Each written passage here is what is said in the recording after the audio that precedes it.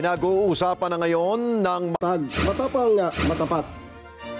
Pinag-uusapan na ngayon ng mayorya sa Senado kung sino ang susunod na mamumuno sa Senate Blue Ribbon Committee kasunod ng pagbitiw ni Senador Ping Lacson.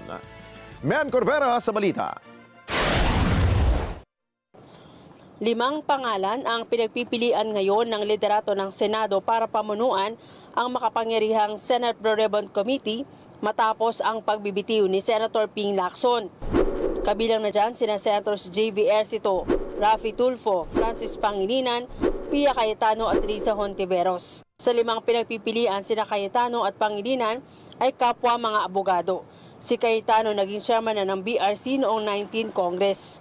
Pero ayon kay Senate President Vicente Soto, hindi naman requirement na dapat abogado ang maitatalaga bilang susunod na Blue Ribbon Chairman. Kinakausap niya pa raw ang mga kasamahan sa majority block sino ang posibleng mamuno sa komite, pero mayorya ng mga kasamahan pabor na maitalaga si Ercito. Well, isa sa mga una na akong gitano ni Senator Lacson. At saka karamihan naman sa mga majority. Pero usapan namin siya. Pero may konti. Hindi ka ba ako naman? So, you will try to convince him, sir? Sabi ni Soto, target nilang maisapinal ang desisyon bukas sa kanilang ipinatawag na caucus. Pero si Ercito tinanggihan ng alok ni Soto. Nagpapasalamat daw siya sa tiwalang ibinigay ng Senate leadership, pero tingin niya mas marami pang mas kwalipikado sa kanya sa pwesto. Are you open to accept? Una-una, papasalamat ako sa tiwala sa at for considering me for such a very important committee, lalo Blue Ribbon. No? Kaya lang, alam ko limitasyon ko, mas marami ang tingin kong mas may kakayanan ang mag-lead ng committee. Apila niya, irekonsidera ni Lacson ang kanyang desisyon. Sana reconsider ng SMP kasi nagka-liwanag na eh. So, I don't know. Ewan ko, pag-usapan na sila sa majority talks. Gusto niya na manatili siya. Kasi walang may gusto ngayon sa ngayon eh. So, tsaka nagkaliwanagan naman eh. Sabi ni Senator Lacson, hindi na magbabago ang kanyang pasya kahit pa kumbinsihin siya ng mga kasamahang senador. When I say no, it's no. When I say yes, it's yes. Final answer.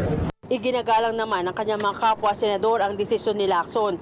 Pero kung si Senator Lito Lapid ang masusunod, nais niya ring manatili sa pwesto si Lacson.